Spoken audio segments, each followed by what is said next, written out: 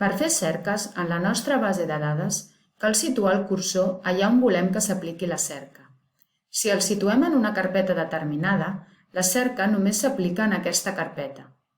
Si el situem a All Documents, la cerca s'aplica en la totalitat de la nostra base de dades. Aleshores, des de la casella Search, introduïm el terme de cerca. Si volem fer la cerca en un camp determinat, ho podem fer mitjançant el desplegable.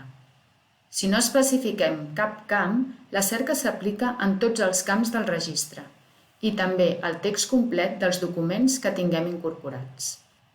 En fer la cerca, a la columna central van apareixent els resultats amb el terme de cerca destacat.